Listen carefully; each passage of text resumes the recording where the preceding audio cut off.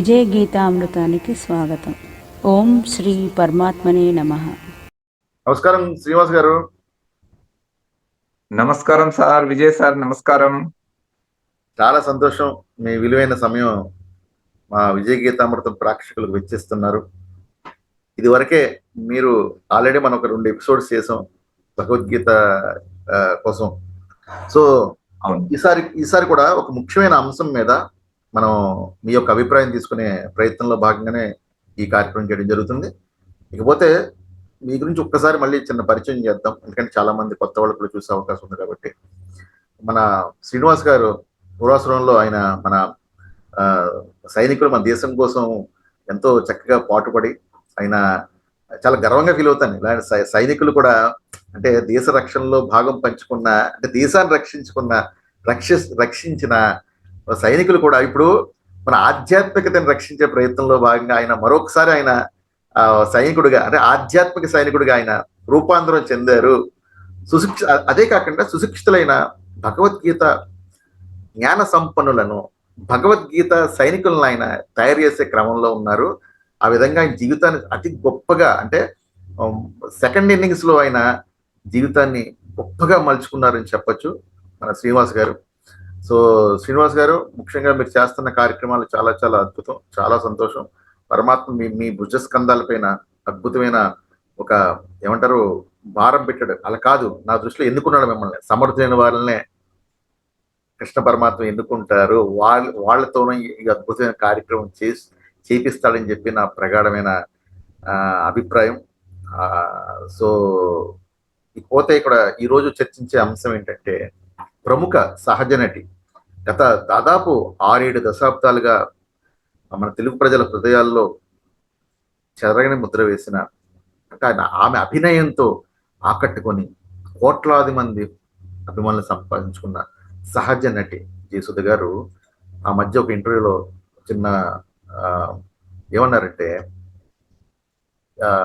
భగవద్గీత నాకు అర్థం కాలేదు అని చెప్పి ఆమె చెప్పడం జరిగింది. అందుకోసమే నేను బైబిల్ని చదివాను, బైబిల్ నాకు బాగా అర్థమైంది, అలాగే ఖురాన్ కూడా చదివాను, బాగా అర్థమవుతుందని చెప్పన్నారు. పాయింట్ ఏంటంటే, ఆ విషయం ఆమె అభిప్రాయం విన్న తర్వాత ఇది చాలా వ్యాలిడ్ పాయింట్ ఏమో నాకు అనిపించింది. ఎందుకంటే భగవద్గీత అందడం లేదు అంటే, ఒక కోట్లాది మందికి, అంటే కోట్లాది మందిని ప్రభావితం చేసే ఆమె ఈ మాట అన్నారంటే అక్కడ ఎక్కడో లోపం ఉంది. భగవద్గీత ఎంత మహోత్కృష్టమైన, అంటే ప్రపంచానికి దశానిర్దేశం చేస్తున్న భగవద్గీత ఎంతో మంది, అంటే ఆల్బర్ట్ ఐన్స్టీన్ కూడా ఆయన ప్రశంసించడం జరిగింది. అంత గొప్ప శాస్త్రవేత్త కూడా, ఆయన సైంటిస్ట్, ఆయన కూడా భగవద్గీత ఎంత గొప్పదో ఆయన కూడా ప్రత్యక్షంగా ఆయన స్టేట్మెంట్ కూడా ఇవ్వడం జరిగింది. అలాంటి భగవద్గీత మన భారతదేశంలో ఉన్న వాళ్ళకే, అంటే సామాన్యులకు చేరువు కావడం లేదేమో, ఎక్కడో లోపం ఉంది. ఎందుకు చేరువు కావడం లేదు అంటే, శ్లోకాల్లో ఉండడం వల్ల, లేకపోతే ఎంతో మంది చెప్తున్నారు అంటే సరైన కనెక్ట్ చేసే వేదిక లేదా అంటే, ఇప్పుడు ఎలా అంటే మన స్కూల్లో మనకి ఇంగ్లీష్ నేర్పిస్తున్నారు, ఇంగ్లీషు ముఖ్యంగా బేస్ చేసుకుని మన విద్యా వ్యవస్థ నడుస్తుంది అనేది నిర్వివాదాంశం, అందరికి తెలిసిన విషయమే. మనం దాదాపు 10-15 సంవత్సరాలు వెచ్చిస్తే గానీ ఆ లాంగ్వేజ్ కానీ మనకు వంట పట్టదు అన్నది. ఇంట్లో కూడా అదే వాతావరణం ఉంటే ఇంగ్లీష్ అన్న భాష అనేది ఆటోమేటిక్ గా మనకు వచ్చేస్తుంది. మరి అంత సమయం వెచ్చించాలి, మరి అంతకన్నా ఉత్కృష్టమైన భగవద్గీత జ్ఞానం అర్థం అవ్వాలంటే అసలు ఎక్కడ సమయం వెచ్చిస్తున్నారా? అసలు ఎక్కడ వేదిక ఉందా? ఎక్కడో మీలాంటి గురువులు ఎక్కడో కొండకొచ్చో ప్రయత్నం చేస్తుంటారు, సభలు పెడతా, ఆ సభకి ఒక మా అయితే 100 మంది వస్తారు, ఒక మాక్సిమం 500 మంది వస్తారు, లేదంటే చిన్న సభల్లో మాక్సిమం 10-15 మంది రావడం కూడా కష్టమే. అది కూడా మనమే అభిమానంతో వస్తారు, కానీ భగవద్గీత మీద ప్రేమతో వస్తారు అన్నది అది మనం చెప్పలేం. అందువల్ల ఏంటంటే ఇక్కడ సరైన వేదిక లేదు, కనెక్ట్ చేసే వేదిక లేదు, అంటే విస్తృతంగా ప్రతిరోజు కూడా భగవద్గీతని అందించే ఒక వేదిక లేదు అన్నది సుస్పష్టం. అది మన లోపం అంటారో, లేకపోతే ఎందుకు ఇలా తయారవ్వలేదు అంటారో. ఎందుకంటే మీలాంటి వాళ్ళు పూర్తి సమయం వెచ్చిస్తారంటే దాంట్లో ఎంత గొప్పగా, అంటే మీ జీవితాన్ని మలుచుకున్నారు, మీ జీవితాన్ని అత్యంత ప్రభావితంగా మలుచుకునే అద్భుతమైన అంశాలు ఉన్నాయి కాబట్టి కదా మీరు దాన్ని పట్టుకున్నారు. అందువల్ల మిగతా వాళ్ళు ఎందుకు పట్టుకుంటలేదు, ముఖ్యంగా గృహిణులు, మహిళలు, ఇంటికి ఎవరైతే అంటే ప్రభుత్వాలనే ప్రభావితం చేసేవాళ్ళు, వాళ్ళ ఓటుతో ప్రభుత్వాలను ప్రభావితం చేసే మహిళలు మరి వాళ్ళ జీవితాలను తీర్చిదిద్దుకునే క్రమంలో భగవద్గీతను కూడా వాళ్ళు తీసుకుంటే గనక, ఆ జ్ఞానం పెంపొందించుకుంటే గనక వాళ్ళ జీవితాలని తీర్చిదిద్దుకోవడమే కాకుండా భారత పౌరులుగా తీర్చి తీర్చిదిద్దబడే వాళ్ళ యొక్క సంతానాన్ని కూడా వాళ్ళకి కూడా ఈ భగవద్గీత ఫలాలను అందిస్తారు కదా, సంస్కారవంతులుగా వాళ్ళు తయారు చేస్తారు కదా. ఎందుకంటే ఈ మధ్యన ఇంకో కేసు ఏమైందంటే, వాళ్ళు ఒక ఫ్యామిలీ ఏం చేస్తుందంటే ఎంతో కష్టపడి వాళ్ళు కోట్లాది రూపాయలు మరి కట్నంగా ఇచ్చేది సమ్మేది ఇచ్చి వాళ్ళు మ్యారేజ్ చేశారు వాళ్ళ అమ్మాయికి. వారం తిరగకుండా అమ్మాయి సూసైడ్ చేసుకుంటారు. అంటే ఇక్కడ ఏంటి సమస్య అంటే వ్యక్తులను ఎంచుకోవడంలో లోపము. అంటే తమో గుణ ప్రభావితమైన వ్యక్తుల్ని వాళ్ళు ఎంచుకుంటున్నారు కాబట్టి ఇక్కడ ఇలా జరుగుతుంది. ఈ గుణాలన్నీ ఎక్కడ చెప్తున్నారు? భగవద్గీతలు ఉన్నాయి. భగవద్గీత గుణాల కోసం అద్భుతంగా చెప్పారు. ఆ రహస్యం, ఆ జ్ఞానం తెలుసుకుంటే వాళ్ళకి ఆ బాధ ఉండేది కదా. ఇప్పుడు జీవితాంతం అమ్మాయి చనిపోయింది, కానీ శిక్ష పడింది ఎవరికండి? ఆ తల్లిదండ్రులకు జీవితాంతం శిక్ష పడింది. ఈ శిక్ష నుంచి ఈ మానసిక వ్యధను దూరం చేసి మందు ఏదైనా ఉందంటే అది భగవద్గీత కదా. అందువల్ల ఈ భగవద్గీత సామాన్యులకు ఎందుకు చేరువ కావడం లేదు? మీ ఉద్దేశం ఏంటి? ఇక్కడ ఏ సమస్య ఉంది? ఇక్కడ విజయ్ గారు చాలా చక్కగా మాట్లాడారు. మీరు చాలా చక్కని ప్రశ్న ఇది విశ్వ మానవాళికి అందవలసినటువంటి, ఇది కృష్ణుడు చెప్పినటువంటి వేద వాక్కులు. ఏ మానవుడైతే భగవద్గీతని విస్మరించాడో ఆ రోజే వాడు పతనమైపోతున్నాడు. కాబట్టి భగవద్గీతకు మనిషికి ఉన్నటువంటి సంబంధము ఏమిటి అని మనం ఒక్కసారి ఆలోచిస్తే, భగవద్గీతనే సంబంధము కలిగి ఉన్నది మానవ జీవితం. మనిషి యొక్క మార్గ నిర్దేశనము చేసేది భగవద్గీత. ఆ మార్గ నిర్దేశనాన్ని వదిలేసి అన్యమైనటువంటి ప్రాకృతిక రంజితమైనటువంటి ఈ ఆకర్షణీయ శక్తులకు మనిషి లోలుడయి ఏ జ్ఞానాన్ని పట్టుకోవాలనో దాన్ని విస్మరించి మనిషి చాలా అధోగతి పాలవుతున్నాడు. ఈ రోజు మనకు మంచి గురువులు ఉన్నారు, మంచి జ్ఞానం ఉన్నది. భారతదేశము వేదాలకు, ఉపనిషత్తులకు, దర్శనాలకు, భారత భాగవత రామాయణాలకు కాకుండా మన భగవద్గీతకు, వీటన్నింటికి పునాది విశ్వ మానవాళికి ఉపయోగపడవలసినటువంటి మొత్తము జ్ఞానము, దివ్య జ్ఞానం భారతదేశంలో ఉన్నది. అట్లాంటి భారతదేశంలో భగవద్గీతని అర్థం చేసుకోకపోవడం అంటే అది మన దురదృష్టము. కాబట్టి ప్రతి మానవుడు, పుట్టిన బిడ్డ నుండి చనిపోయేదాకా వచ్చిన మానవుడు ఏదైతే అంటే అంటే బాల్యము నుండి వృద్ధుడి వరకు ప్రతి ఒక్కరూ ఏదైనా అధ్యయనం చేయాల్సినటువంటి గ్రంథం ఈ ప్రపంచంలో ఉన్నదంటే అది భగవద్గీతనే. ఏ దేశములో పుట్టినా, ఏ విశ్వంలో ఎక్కడ ఉన్నప్పటికీ మానవుడు భగవద్గీతని ఏ భాషలోనైనా అధ్యయనం చేయాల్సిందే. అట్లాంటి గొప్ప ఋషులు ఇచ్చినటువంటి సంపదని చెప్పడానికి మన ఋషులు చాలా మంది, మన గురువులు ఉన్నారు. కానీ ఆ గురువులను చాలా మంది విస్మరిస్తారు. భగవద్గీత అనే వరకల్లా ఇది ఏదో మాకు కాదు, ఇది ఏదో రిటైర్డ్ అయిన వాళ్ళకు, ముసలుళ్లకు, లేకపోతే రిటైర్డ్ తర్వాత మనం కూర్చొని కొద్దిసేపు కాలక్షేపం కోసం ఎవరైనా చెప్తే వినడానికి ఉంది అనుకుంటున్నారు. కాదు కాదు కాదు. భగవద్గీత నేను ఇప్పుడే చెప్పినాను, బాల్యము నుండే తన రక్త కణాల్లో నింపుకోవాలి. భగవద్గీత పరమేశ్వరుడు స్వయంగా చెప్పినటువంటిది. భగవద్గీతని ఎవడైతే మర్చిపోతున్నాడో వాడు అష్ట కష్టాల పాలవుతాడు. ఇది చాలా సుస్పష్టం. భగవద్గీతని విస్మరించడం వల్లనే వాడికి ఈ యొక్క భవరోగం అనేది తగులుకున్నది. ఈ రోగం నుండి బయటపడాలంటే వాడు భగవద్గీతనే ఆశ్రయించాలి. వాడు ఉద్యోగం చేసిన, లేకపోతే వ్యాపారం చేసిన, చదువుకున్న, ఇంకా ఏ పెద్ద పెద్ద పదవుల్లో ఉన్న, రాజకీయాల్లో ఉన్న ప్రతి ఒక్కరికి భగవద్గీత ఈరోజు అవసరమో. నా ప్రశ్న కూడా ఉన్నాయి, చాలా ప్రశ్నలు ఉన్నాయి నాకు. ఇప్పుడు మన న్యాయమూర్తులు చాలా మంది ఉంటారు, భగవద్గీత మీద ప్రమాణం చేస్తామంటారు. వారికి అసలు భగవద్గీత తెలుసా అని నేను కొన్ని సందర్భాల్లో ప్రశ్నిస్తుంటాను. అంటే వాళ్ళని తప్పు పట్టడం లేదు, భగవద్గీత అర్థం కాలేదు అంటారు. అర్థమయ్యే గురువు దగ్గరికి పోయి నువ్వు కూర్చున్నావా? అర్థమయ్యే గురువులని వెతుక్కున్నావా? అలాంటి సాత్వికమైనటువంటి, శుద్ధ సాత్వికమైనటువంటి గురువులని మీరు ఆశ్రయించారా? ఎవరికి భగవద్గీత అర్థమైతలేదో భగవద్గీత చెప్పే వాళ్ళని అడగండి, వాళ్ళు చెప్తారు, తప్పకుండా చెప్తారు. ఎందుకు చెప్తారు? తద్విద్ధి ప్రణిపాతేన పరిప్రశ్నేన సేవయా ఉపదేక్షంతి తే జ్ఞానం జ్ఞానినస్తత్వదర్శినః. ఈ తత్వాన్ని దర్శించినటువంటి వాళ్ళు, మహాత్ములు అనేక కోట్ల సంవత్సరాల నుండి వస్తూనే ఉన్నారు. మొన్న ఉన్నారు, నిన్న ఉన్నారు, ఈ రోజు ప్రత్యక్షంగా ఉన్నారు, రేపు భవిష్యత్తులో కూడా ఉంటారు. ఎందుకంటే ఈ సూర్యుడు ఉంటాడు, చంద్రుడు ఉంటాడు, మనుషులు మధ్యలో వస్తారు, మాయమైపోతారు. మాయమై ఎక్కడ పోతున్నారు? మరొక జన్మకు కారణమవుతుంది. ఇది అంత సులువుగా అర్థమయ్యే విద్య కాదు. కాబట్టే వీళ్ళు సులువుగా దేంట్లో ఉంది, దేంట్లో ఈజీ మెథడ్ ని వెతుకుంటారు. నేను మళ్ళీ చెప్తున్నాను, 1,00,000 కోట్లు సంపాదించవచ్చు మనిషి, కానీ భగవద్గీతని అర్థం చేసుకోవాలంటే లక్ష్య శుద్ధి ఉండాలి, లక్ష్య సాధన ఉండాలి. సాధన లేకుండా మనం సాధించలేము. ఆ డబ్బుతో నువ్వు ఈ మోక్షాన్ని కొనలేవు. నువ్వు ప్రత్యక్షంగా సాధన చేసి సాధించుకోవలసినటువంటి దివ్యమంగళమైనటువంటి ఈ అర్హత కృష్ణ పరమాత్ముడు ఇచ్చినటువంటిది అనమాట. పరమాత్మ అంటే యూనివర్సల్, అది విశ్వవ్యాప్తమైనటువంటిది, విశ్వజనీనమైనటువంటిది. విశ్వములో ఉన్న ప్రతి ప్రాణి గురించి మాట్లాడుతుంది, అది పంచభూతముల గురించి మాట్లాడుతుంది, అర్థము చేసుకోగలిగే సామర్థ్యము కలిగినటువంటి మానవుడి గురించి మాట్లాడుతుంది.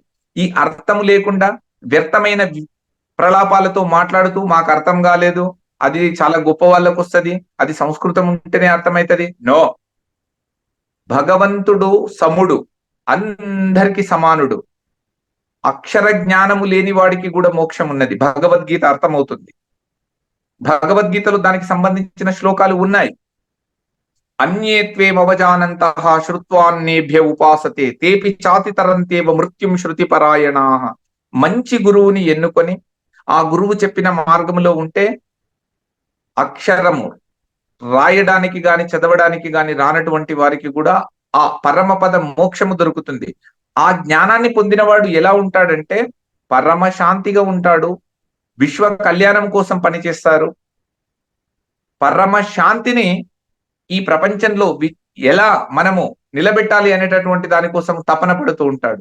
ఆ జ్ఞాని అందరినీ జ్ఞానులుగా తయారు చేయాలని విశ్వ శాంతి కోసము పాటుపడుతూ తన శరీరాన్నే కాదు, తన ధనాన్ని, మానాన్ని, ప్రాణాన్ని కూడా పనంగా పెట్టి ఒక దేశోద్ధారకుడుగా నిలబడతాడు. అట్లాంటి జ్ఞానం ఉన్నటువంటి భారతదేశంలో పుట్టి నాకు అది అర్థం కాలేదు, అర్థం కాకపోతే అర్థమయ్యేటటువంటి గురువులనే వెతకండి. ఇప్పుడు మనకు ఆంగ్ల భాష రాదు, ఆంగ్ల భాష రానివాడు ఏం చేస్తాడు? వచ్చిన వాడి దగ్గరికి పోయి నేర్చుకుంటాడు. అట్లా నేర్చుకోకుండానే నాకు అది అర్థం కాలే, నేను చదివి భగవద్గీత నీవు 1,00,000 సార్లు చదివినా నీకు అర్థము కాదు.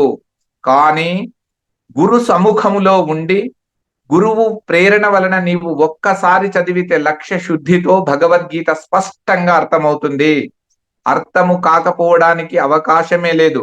అట్లా ఉంటే ఈ భగవద్గీత ఇన్ని కోట్ల సంవత్సరాల నుండి ఇలా మన ముందు ఉండేది కాదు. అందుకోసము భగవద్గీత ఉన్నది, గీతాచార్యులు ఉన్నారు, దానిని వినవలసినటువంటి శ్రోతలు ఉంటారు. కాబట్టి దాన్ని తప్పుదోవ పట్టించి మాకు అర్థం కాకపోతే ఎవరికి అర్థం కానట్టు, నాకు అర్థం కాలే, నేను ఇంత పెద్ద పొజిషన్ లో ఉన్నా, మీరు కూడా ఇటువంటి ఇక్కడ మళ్ళండి, దారి తప్పండి అని చెప్పుట తప్పు.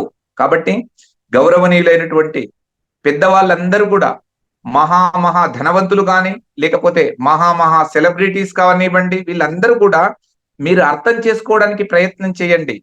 మనుషులని దారి తప్పు పట్టించడానికి ప్రయత్నం చేయొద్దని ఈ ఉద్దేశాన్ని, నేను భగవద్గీతను అర్థము కాలేదు అనే వాళ్ళు అర్థము అవుతుంది అని నేను చెప్తున్నాను. అట్లా ఎవరికైతే కాలేదో నేను మరొకసారి చెప్తున్నాను, ఎంత పెద్ద ధార్మికుడు కానీ, ఎంత పెద్ద కార్మికుడు కానీ, ఎలాంటి చదువు లేనటువంటి ఒక చిన్న గ్రామం నుండి వచ్చిన వాడికి కూడా భగవద్గీత నేను అర్థం చేయించడానికి సిద్ధంగా ఉన్నా. మీరు రండి, మీరు ఆలోచించండి, మీకు అర్థమయ్యేటట్టు చెప్పడానికి కూడా నేను సిద్ధంగా ఉన్నాను. ఎందుకంటే భగవద్గీత చాలా గొప్ప గ్రంథము. ఈ గ్రంథము సామాన్యంగా అర్థము కాదు, వాస్తవమే, నేను ఒప్పుకుంటాను. కానీ అలాంటి ఆచార్యుల దగ్గరికి పోవాలి. మనం చదువుకున్నాం కదా, మనం పెద్ద పెద్ద స్కూళ్ళల్లో, కాలేజీలలో చదువుతున్నాము, కళాశాలల్లో చదివి ఏం చేస్తున్నాము? పట్టాలు సంపాదిస్తున్నాం. కానీ మరి గీతాచార్యుడి దగ్గర కూర్చొని గీత నేర్చుకోవాలి. అలాంటి సామర్థ్యం కలిగి ఉండాలి. నేటి గొప్ప మహనీయులందరికీ కూడా నేను ఒకటి విన్నపం చేస్తున్నాను, భగవద్గీతని మనం ప్రచారం చేయాలి, ఆచరించాలి, అందరికీ ఆచరించేటట్లు చేయాలి. అది ఆచరణ గ్రంథం.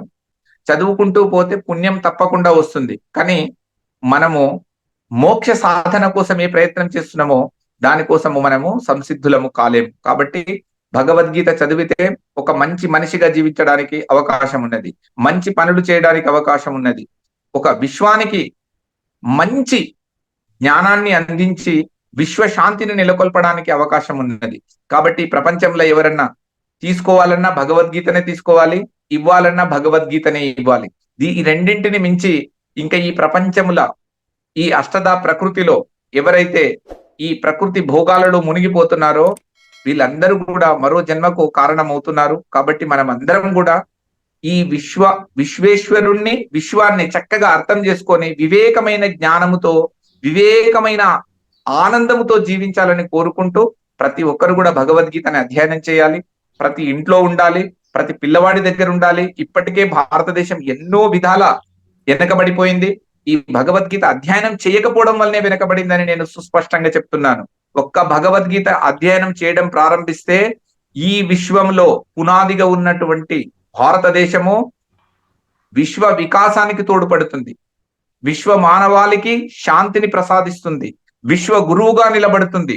నిలబడమే కాదు, ఇది ఆల్రెడీ నిలబడే ఉన్నది, దాన్ని ఇంకా మహోన్నతంగా తీర్చిదిద్దడానికి అవకాశం ఉంది. కాబట్టి నా భాషణాన్ని వింటున్నటువంటి మహనీయులు, ఉత్తమ పురుషులు, పురుషోత్తములు, జ్ఞాన సంపద కలిగినటువంటి పండితులు మీ అందరూ కూడా నా అభిప్రాయంతో ఏకీభవిస్తారని తెలుపుకుంటూ ఈ సన్మార్గంలో నడవడానికి ప్రతి ఒక్కరు తోడ్పడాలి, తోడ్పాటును అందించాలి. గీతా చెప్పే వాళ్లకు ధనపరంగా ఇబ్బంది కలుగుతూ ఉంటది, సామాన్యంగా జీవిస్తూ ఉంటారు, వాళ్ళ బాగోగులు చూసుకోవడానికి రారు, కానీ కొన్ని సామాన్యమైన బాహ్య కార్యక్రమాలకు కొన్ని కోట్లు ఖర్చు పెడుతుంటారు. భగవద్గీత 10 రూపాయలకు దొరుకుతుంది, 50 రూపాయలకు దొరుకుతుంది. పుస్తకాలు మనకు చాలా ఉన్నాయి. దాంట్లో జ్ఞానము, ఈ అంతమయ్యే శరీరములో అనంతమైన జ్ఞానము దాగి ఉన్నది. అది భగవద్గీతలోనే ఉన్నది, చాలా స్పష్టంగా ఉన్నది. భగవంతుడు చెప్పిన ప్రతి వాక్కు అమూల్యమైంది. భగవద్గీతలో ప్రతి శబ్దము కూడా ఆ పరమాత్మ దివ్య వాణి అన్నమాట. కాబట్టి దాన్ని మనం అందరం కూడా వినాలి, దాన్ని తెలుసుకోవాలి, మనం అందరం ముందుకు పోవాలి. తప్పుడు సమాచారాన్ని ప్రపంచానికి అందియడానికి ఎవరు కూడా సాహసించకండి. అది భగవంతుడు చెప్పినటువంటి వాక్కు, తప్పకుండా అర్థమవుతుంది. మీ ప్రయత్నం ఎంత ఉందో ఆలోచించండి. మీరు అన్య మతాలకు పోవడానికి దోహదపడకండి. మీరు ఏ మతంలో పుట్టారో ఆ మతాన్ని ఉద్ధరించడానికి మీరు దోహదపడండి. మీ దాంట్లోనే మీరు వెతకండి. వెతికితే దేవుడు తప్పకుండా దొరుకుతాడు, దొరుకుతాడు, దొరుకుతాడు. అది భగవద్గీతలోనే ఉన్నది, నేను నిరూపించగలను. కాబట్టి మహనీయులారా, మహాత్ములారా, వేద పండితులారా, శాస్త్ర విజ్ఞులారా, భగవద్గీత కృష్ణం వందే జగద్గురు, అది జగద్గురువు చెప్పినటువంటి వాక్కులు. కాబట్టి ఈ జ్ఞానాన్ని మనం అందరం కూడా మరొక్కసారి చెప్తున్నాను, తెలుసుకొని భావి తరాలకు మనం అందించాల్సినటువంటి బాధ్యత ఉన్నది. మన తల్లిదండ్రులు ఇచ్చే సంపదలే కాదు, మన ఋషులు ఇచ్చినటువంటి సంపదని కూడా మన భుజస్కంధముల మీద మోస్తూ భావి తరాలకు అందజేయాల్సినటువంటి బాధ్యత మన మీద ఉన్నది. ఈ రోజు మనం దీన్ని చక్కగా గ్రహించి భావి తరాలకు మనము ఈ జ్ఞానాన్ని అందించాలని కోరుకుంటూ నా అమూల్యమైనటువంటి వాణిని విరమిస్తున్నాను సార్. చాలా చాలా సంతోషం, చాలా అద్భుతంగా చెప్పారు. అంటే ఎక్కడ లోపం ఉంది అన్న విషయం మీరు చెప్పారు. ఇక్కడ మనకి కుల మతాలకు అతీతంగా ప్రపంచంలో ఉన్న అందరూ కూడా ఆచరించదగ్గ జ్ఞానం భగవద్గీత అనిశ్చిని కూడా ఇదే మనకి చెప్పారు. కాబట్టి ఇది విద్యా వ్యవస్థలో ఆ జ్ఞానం ప్రవేశపెట్టకపోవడం వల్ల, అంటే రాజ్యాంగంలో ఇది పొందుపరిస్తే కనుక, అంటే విద్యాభ్యాసంలోనే భగవద్గీత ఇది ఉండాలి అన్నది చాలా చాలా కీలకమైన అంశం. మరి దీనిపై భగవద్గీతను రాజ్యాంగంలో పెట్టి, అంటే భగవద్గీత జ్ఞానం తప్పనిసరిగా అందించాలి అన్న విషయం ఎందుకు రాజ్యాంగంలో పెట్టడం లేదు? ఎందుకు చిన్నప్పటి నుంచి మీరు మనం ఎన్ని అనుకున్నా, మనం ఎన్ని బయట పుస్తకాలు తెచ్చి కొనుక్కున్నా సరే, పేరెంట్స్ మట్టుకి సిలబస్లో ఉందా, ఏదైతే ఉందో అదే చెబుతారు అన్నది నిర్వివాదాంశం. అదే చెప్తారు పేరెంట్స్. ఇది మనకి దీనికి మార్కులు వస్తాయా, ఇది భగవద్గీత తెలుసుకునే మార్కులు వస్తాయా అనేది ఫస్ట్ వాళ్ళకి మైండ్లో స్ఫురించే అంశం. ఇప్పుడు సంస్కృతం ఉంది, సంస్కృత సబ్జెక్ట్ చాలా మంది తీసుకుంటారు, దాన్ని ఉపయోగించరు. కేవలం ఎందుకు తీసుకుంటారంటే మార్కుల కోసం, స్కోరింగ్ సబ్జెక్ట్ అనే సంస్కృతాన్ని చాలా మంది చూస్ చేసుకుంటారు. అలాగే కనీసం భగవద్గీతను కూడా మార్కుల ప్రాతిపదిక, మరి ఆ సబ్జెక్ట్ మీద మార్కులు వస్తాయి లేదో అని ఆ సబ్జెక్ట్ తెలుసుకోవాలి అన్న అంశాన్ని కూడా సబ్జెక్టులో చుప్పి సిలబస్ లాగా తయారు చేసి మనం ఒక ఆప్షనల్ సబ్జెక్ట్ అయినా సరే మనం ఇస్తే ఎలా ఉంటుంది? దీని మీద మీ అభిప్రాయం ఏంటి? ఇది చాలా మంచి శుభ పరిణామము, మంచి ఆలోచన. ఈ ఆలోచన మన గురు పరంపరలో ఉన్నదే. అవును. నాకు తెలిసి మన గీతాచార్యులు, మన వేద పండితులు, మన వాళ్ళందరూ కూడా భారతీయ సమాజ నిర్మాణం కోసము పాడుపడేటటువంటి ప్రతి ఒక్కరు కూడా ఇది చెయ్యాలని అంటున్నారు. కానీ గత వందల సంవత్సరాల క్రితం నుండి దీనిని ఎట్లా చిన్న భిన్నము చేయాలి అనేటటువంటి దురుద్దేశంతో దీనికి దూరం చేసిరు మనని. ఈ రోజు మంచి రోజులు వస్తున్నాయి, మనకు చక్కని భగవద్గీత గురించి మాట్లాడుకుంటున్నాము. నేను కూడా ఈ మధ్య కాలంలో బయట చాలా తిరుగుతున్నాను. చాలా మంది భగవద్గీత వైపు ఆకర్షితులవుతున్నారు, మంచిగా చదువుతున్నారు.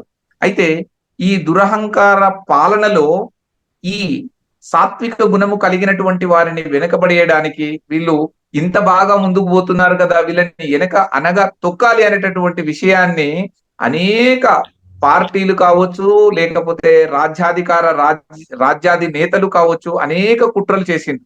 దీంట్లో అతిశయోక్తి లేదు. కాబట్టి ఈ రోజుకైనా కూడా ఇంకా కూడా అనగదొక్కడానికి ప్రయత్నం చేస్తున్నారు.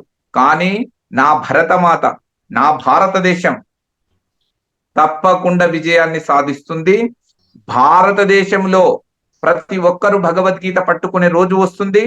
భగవద్గీతతోనే సస్యశ్యామలము, సుభిక్షము, సురక్షితము అనేటటువంటి నినాదాన్ని ప్రతి ఒక్క భారతీయుడు చెప్పడానికి అవకాశం ఉంది రాబోయే కాలంలో. అందుకోసం దీన్ని అన్ని పాఠ్య పుస్తకాలలో తప్పకుండా ముద్రించాలి. అట్లా చెయ్యనప్పటికీ కూడా ప్రభుత్వాలు వాళ్ళ ఉనికిని కాపాడుకోవడానికి కూడా మేము ఈ వీళ్ళకు సహకరిస్తే మళ్ళీ వీళ్ళతోటి మాకు ఇబ్బంది వస్తుందేమో, వాళ్ళతోటి ఇబ్బంది వస్తుందేమో అనేటటువంటి ఈ నక్కజిత్తుల ఆలోచనల నుండి బయటపడి నిస్వార్థంగా నేను భారతదేశంలో పుట్టిన ముద్దు బిడ్డను, భారతదేశంలో పుట్టడమే సౌభాగ్యము, అలాంటి దేశంలో పుట్టిన దేశం కోసం, నా ధర్మం కోసం, నా ప్రజల కోసం నేను ఏం చేస్తున్నాను, నా బాధ్యత ఏంటిది, నా కర్తవ్యం ఏంటిది, శాస్త్రము విధించినటువంటి కర్తవ్య కర్మ ఏమిటి అనేటటువంటి కోశలో ఉండాలని ప్రతి ఒక్కరికి నేను విన్నవించుకుంటున్నాను. వాళ్ళు తప్పకుండా పెట్టాల్సిందే, అన్ని పాఠ్య పుస్తకాలలో రావాల్సిందే భగవద్గీత. అట్లా చెప్పినప్పటికీ కూడా మీలాంటి నాలాంటి మీరు విజయులు అక్కడ గీత అమృతాన్ని పంచుతున్నారు. మీరు నేను మనమందరము కలిసి ఇంకా అనేక వేల లక్షల మంది కలిసి కంకణబద్ధులమయ్యి దీనిని వాళ్ళు ప్రత్యక్షంగా పెట్టకపోయినా మనము పరోక్షంగా దూసుకుపోవడానికి మనం కంకణం కట్టుకొని ఒక పరాక్రమ వీరుడిలాగా, ఒక ధీరుడిలాగా, ఒక శూరుడిలాగా మనమందరం కూడా భగవద్గీత యోధులమై ప్రాణానికి సహితం లెక్క చేయకుండా మనము ఈ భూమిలో విజృంభించాలని నేను కోరుకుంటున్నాను. నేను సైన్యంలో చేసిన కాబట్టి అక్కడ కామ్గా ఉన్నారు అందరూ. కానీ నాకు తెలిసి వచ్చిన తర్వాత ఇంత ముద్దు నిద్రలో ఉన్నారని నాకు తెలిసి నేను ఆలోచన చేసి ఈ భగవద్గీతని పట్టుకొని సంపూర్ణంగా అధ్యయనం చేసి ఈ రోజు అధ్యాపనం చేయడానికి పూనుకున్నాను. నేను అలా చేసినప్పుడు నా దేశంలో ఉన్న శౌర్యము, పరాక్రమం ఎక్కడ పోతుంది? తల్లులారా, అమ్మలారా, నాన్నలారా, మీరు నిద్ర లేవాలి. టీవీల కాడ కూర్చొని సీరియళ్ల దగ్గర కూర్చుంటే సరిపోదు. అమ్మా, నాన్న, నేను మీకు చెప్తున్నాను, తమ్ముళ్ళు, అన్నలు అందరూ ఈ మాధ్యమం ద్వారా నా భాషణం వినాలి. మీరు భగవద్గీతని చేతబట్టాలి. నేనున్నాను మీకు. నేను భగవద్గీతని 24 గంటలు చెప్పడానికి రెడీగా ఉన్నాను. మీరు భగవద్గీతను అందుకోవడానికి రెడీగా ఉండండి. ఒక యోధుడు వచ్చిండని చెప్పండి, ఒక వీరుడు దిగిండని చెప్పండి. సినిమాల డైలాగులు సరిపోవు మనకు. నిజంగా భగవద్గీతను అధ్యయనం చేస్తే వాడు ఒక ఇంటిని చక్కగా తీర్చిదిద్దగలడు. ఒక మహిళ నేర్చుకుంటే ఆ ఇల్లుని పరిపూర్ణంగా నడిపించగలదు. ఆత్మహత్యల బాధ ఉండదు, తక్కువ మార్కులు వచ్చినాయని దిగులుండదు. ఇలాంటి జ్ఞానాన్ని మనం పంచకపోవడం వల్లనే సమాజంలో నైతిక బాధ్యతలను విస్మరించి ఎన్నో విస్ఫోటాలకు గురవుతున్నాం మనం. కాబట్టి దయచేసి మరొక్కసారి నా భారతీయ వేద మాతలారా, భరత మాతలారా, గీతా మాతలారా, ఉత్తమ పురుషులారా, పురుషోత్తములారా, నా భాషని అర్థం చేసుకొని భగవద్గీత వైపు మీ దారి మళ్ళాలి. మీరు భగవద్గీతని చేతపట్టాలి. భగవద్గీతనే విజయాన్ని ఇస్తుంది. మీరందరూ సంజయులై వెలుగుతారు. మీరు కృష్ణ పరమాత్మకు అత్యంత ప్రీతిపాత్రులవుతారు. మీ జీవనము సస్యశ్యామలంగా, సుభిక్షంగా, సురక్షితంగా ఉంటదని ఈ విధంగా నేను తెలియజేస్తున్నాను. చాలా సంతోషం శ్రీనివాస్ గారు.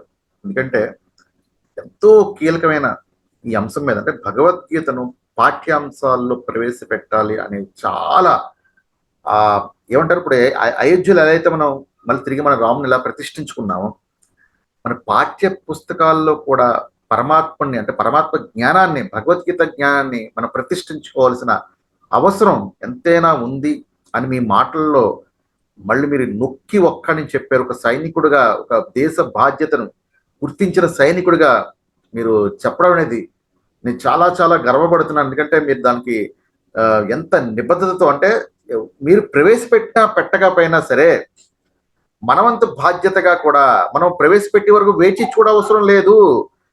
మనం సుశిక్షితులైన సైనికులుగా మన యొక్క బాధ్యత ఏంటి, ఎప్పుడు ప్రవేశపెడతారో అప్పుడు తీసుకోవాలా, లేదంటే ఇప్పటి నుంచే మనకున్న పరిధిలో మనం ప్రయత్నం చేయాలా, ఇది అందరి బాధ్యత అని ఒక సైనికుడిగా ఎలా అయితే దేశ రక్షణ కోసం మీ ప్రాణాల కోసం తెగించి అయితే ఎలా మీరు సర్వీస్ చేశారో, మీరు ఆ రిటైర్ అయిన తర్వాత కూడా మీరు ఇంత అద్భుతంగా చెప్పే మాటలు ఏవైతే ఉన్నాయో, ఈ మాటలు ప్రతి ఒక్కరి హృదయాల్లోకి వెళ్ళే అవకాశం ఉంది. అంత గొప్పగా చెప్పారు, అంత ఘంటాపదంగా చెప్పారు. అలా చెప్పాలి, మీరు చెప్పినట్టుగా అందరూ చెప్పాలి.